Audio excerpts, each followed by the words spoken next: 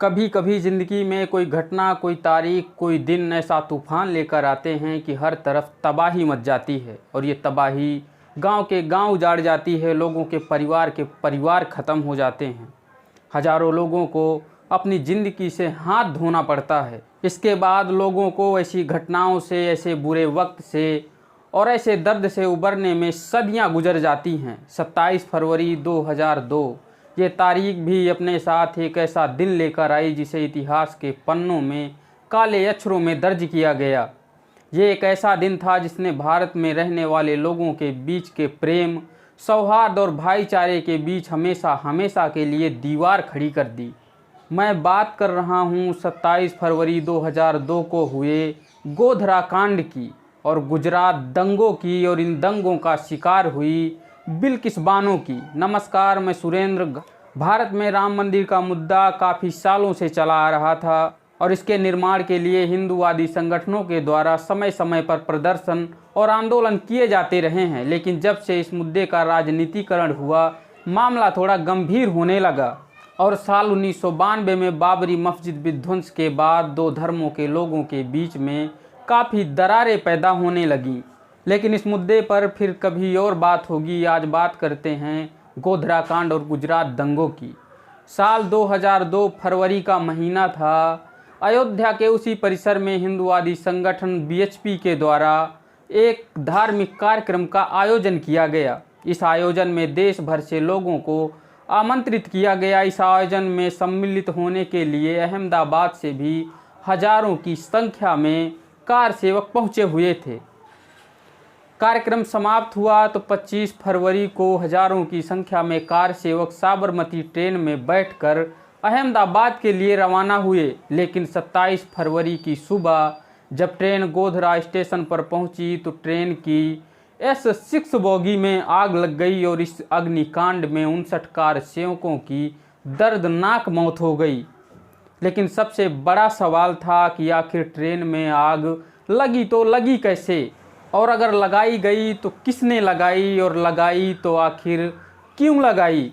इन्हीं सब सवालों के जवाब तलाशने के लिए सरकारों ने कई जांच समितियों का गठन किया। लेकिन इन जांच समितियों ने जब अपनी जांच पूरी करके रिपोर्ट सबमिट की तो इनकी जांच में धरती और आसमान का अंतर दिखाई दिया।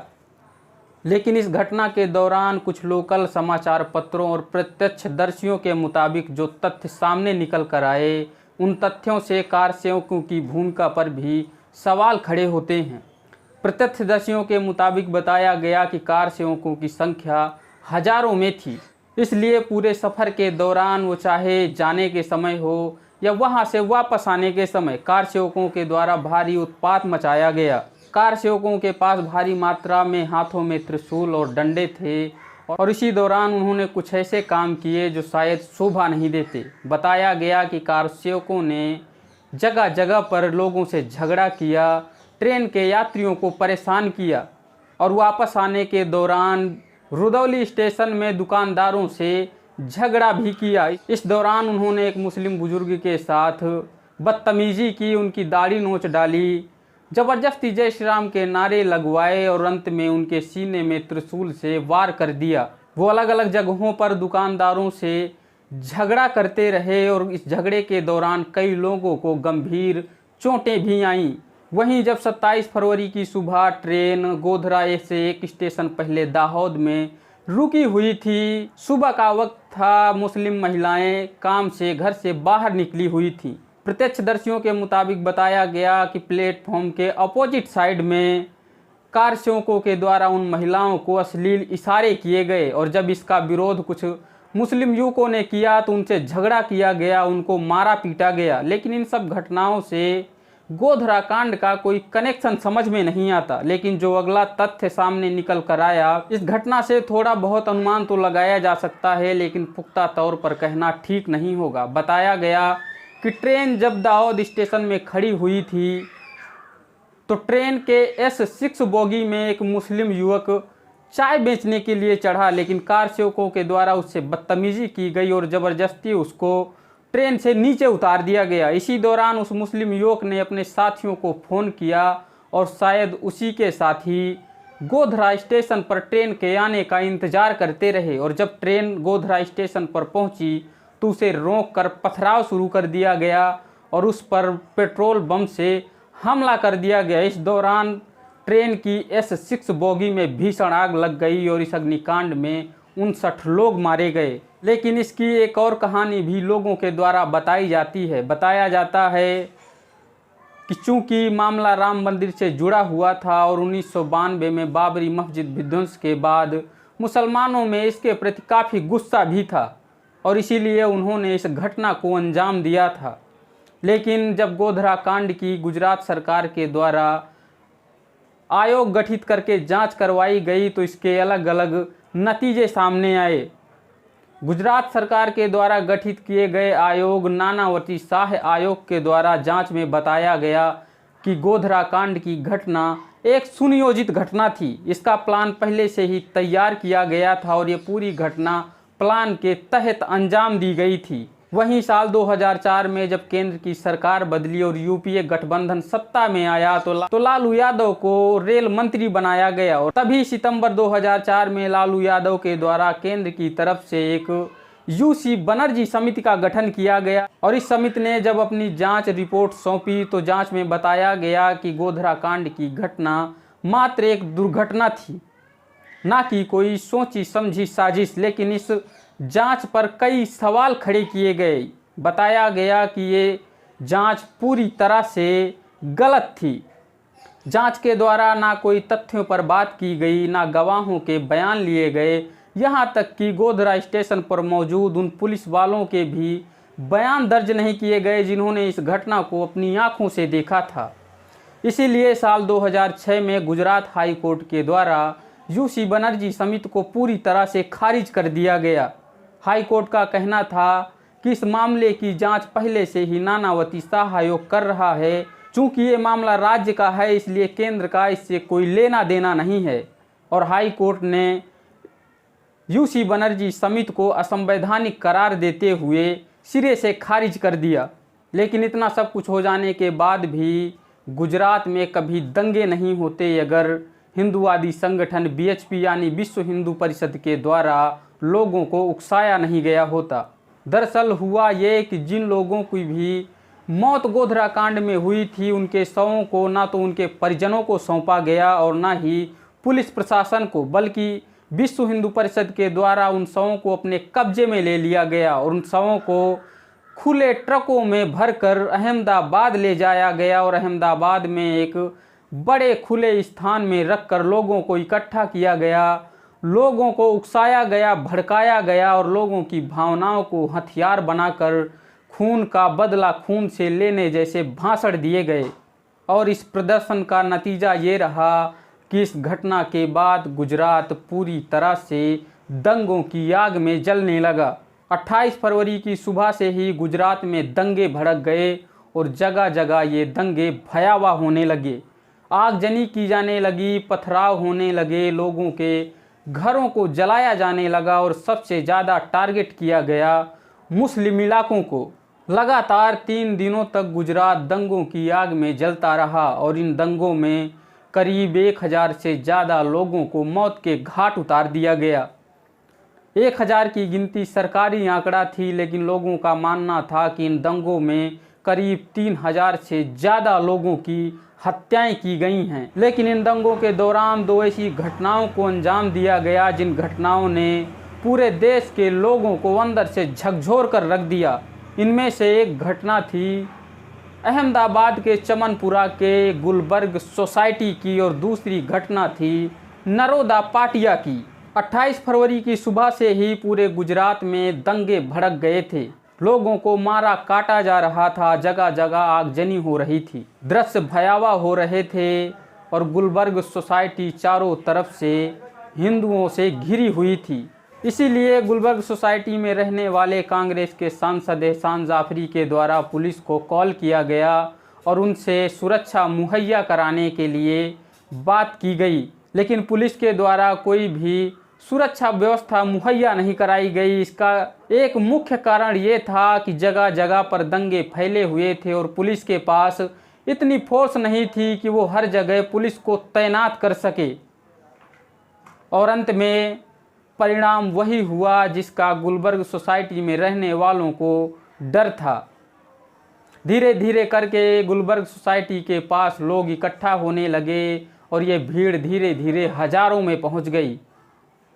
इस भीड़ ने गुलबर्ग सोसाइटी पर हमला कर दिया, पथराव करने लगे और पेट्रोल बम से घरों पर हमला कर दिया। इस हमले के दौरान घरों में आग लग गई और जब भी लोग घरों से बाहर निकलने लगे तो इस भीड़ ने लोगों को मारना काटना शुरू कर दिया।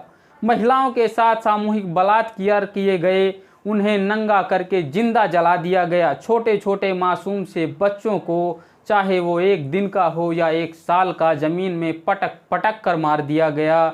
और इसी दौरान कांग्रेस के सांसद एहसान जाफरी को जिंदा जला दिया गया।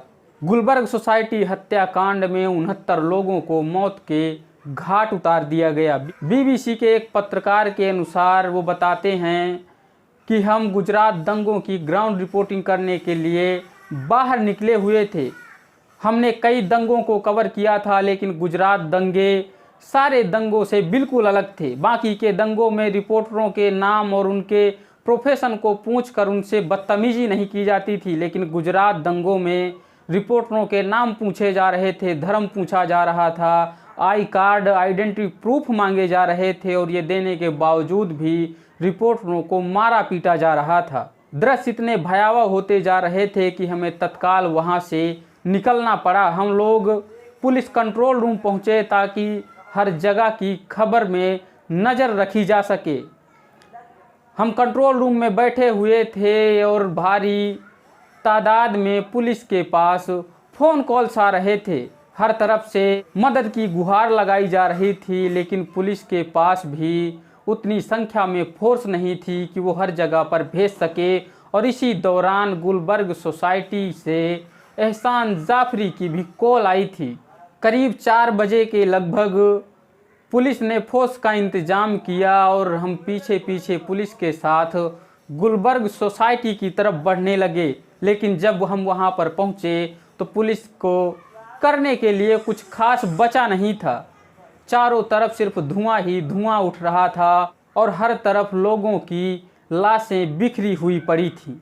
लेकिन इस हत्याकांड में कुछ लोग जिंदा बच गए थे जो बिल्डिंग के छतों में जाकर छिप गए थे।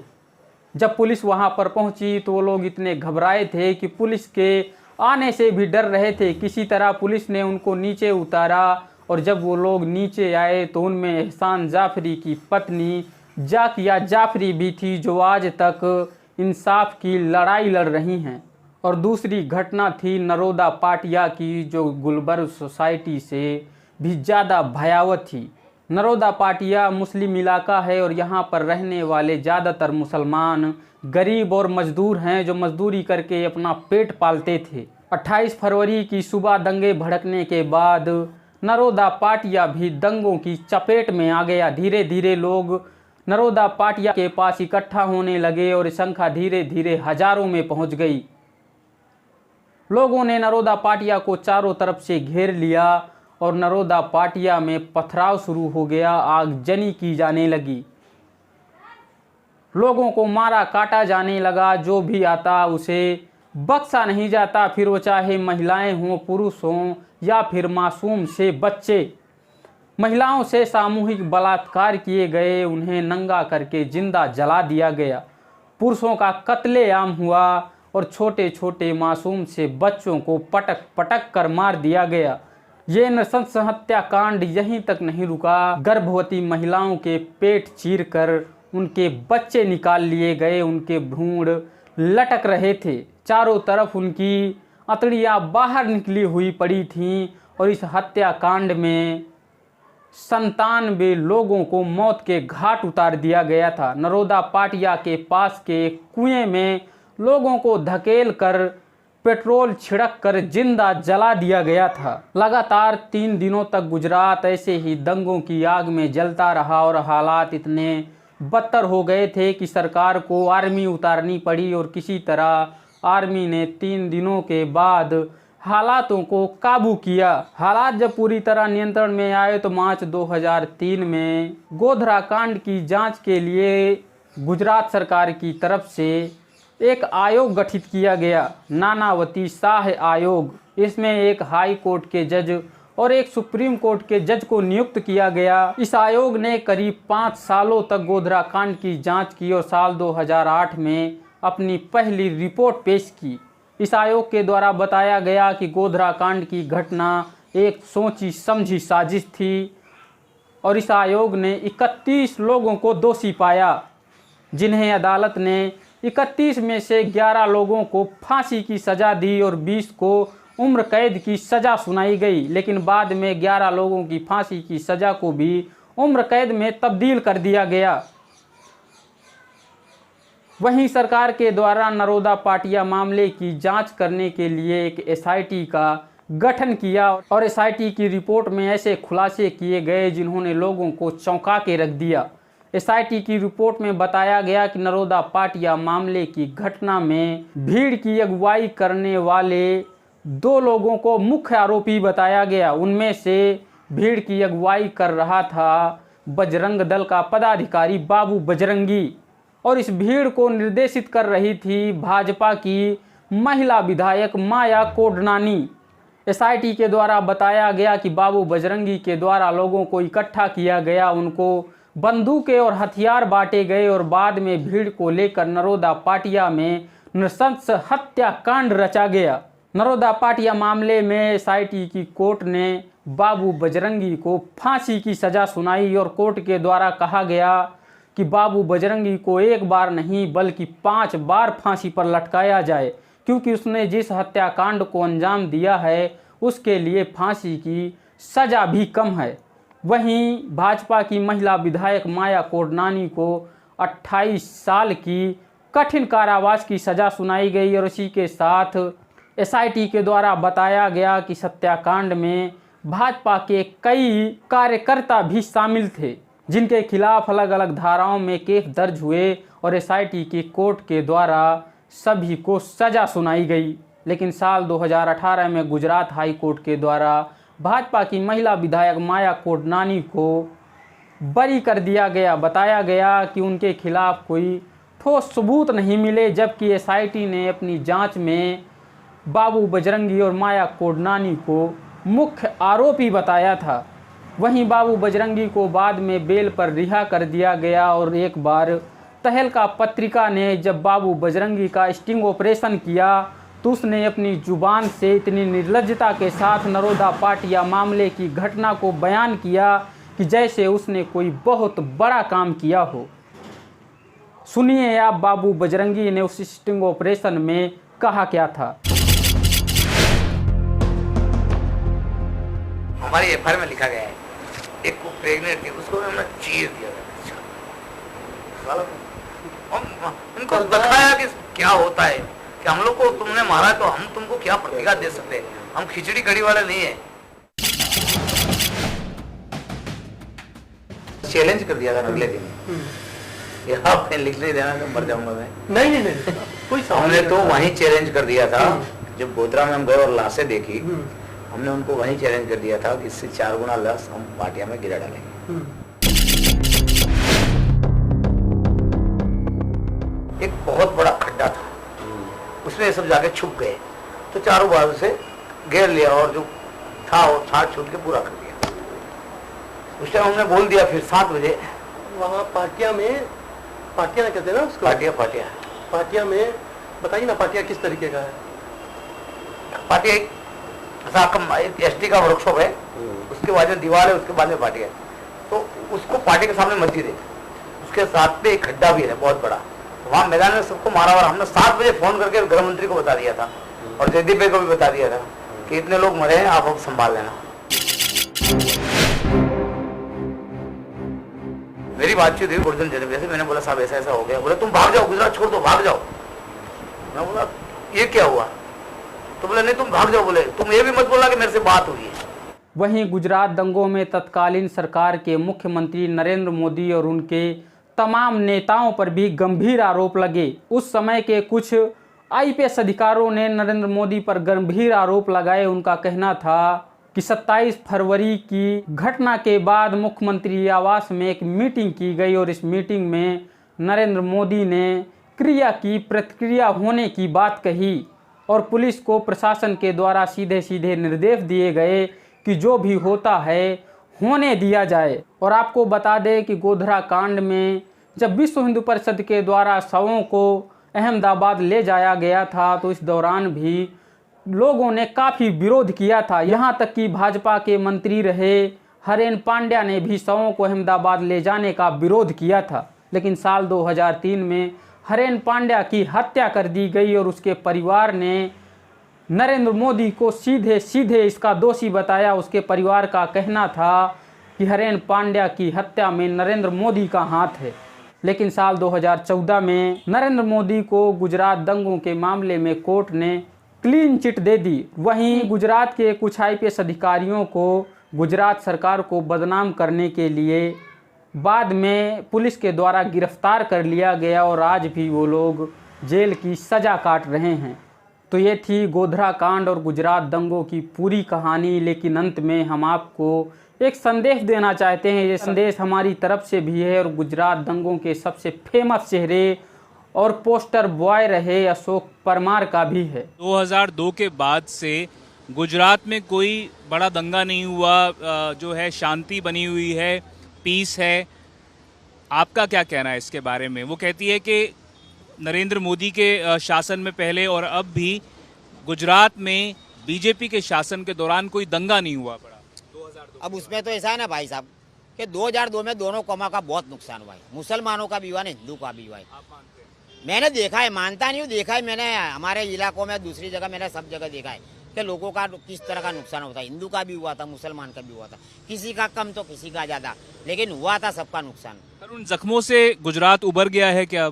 उन जख्मों से तो गुजरात उभर चुका है, लेकिन जो पॉलिटिक्स की राजनीति करते ना, ठीक है, हिंदुत्व की राजनीति है, जातिवादी राजनीति है, वो लोग ये कभी उभरने नहीं देते हैं। बाकी यहाँ की जनता तो उस जख्मों को कब की भूल चुकी है, ऐसा है, और अपने पहले की तरह जी रही है, हिंदू मुस्लिम सब मिलकर। तो आपने सुना कि अशोक परमार का क्या कहना है। वो कह रहे हैं कि ऐसे दंगों से सभी का नुकसान होता है, वो चाहे हिंदू हो या फिर मुसलमान, किसी के बहकावे में ना आए, किसी के उकसावे में ना आए, और ख़ास कर नेताओं के तो बिल्कुल नहीं, क्योंकि ऐसे दंगों से सबसे ज़्यादा फ़ायदा नेताओं का ही होता है। आपने कभी नहीं सुना होगा कि ऐसे दंगों के दौरान किसी भी नेता के परिवार या ख़ानदान को ज़रा सा भी नुकसान हुआ हो। सबसे ज़्यादा नुकसान होता है आम इंसानों का, आम नागरिकों का, जो ऐसे दंगों से दूर दूर तक जिनका कोई लेना देना नहीं होता। आप देख रहे हैं कि वीडियो थोड़ा लंबा हो गया है, इसलिए बिल्किस बानो के मामले को हम किसी और वीडियो में बताएंगे। तो गोधरा कांड और गुजरात दंगों के बारे में आपकी क्या राय है, हमें कमेंट करके ज़रूर बताएं। वीडियो को लाइक और शेयर करें, चैनल को सब्सक्राइब करना बिल्कुल ना भूलें। मिलते हैं अगले वीडियो में किसी और कहानी के साथ, तब तक के लिए नमस्कार।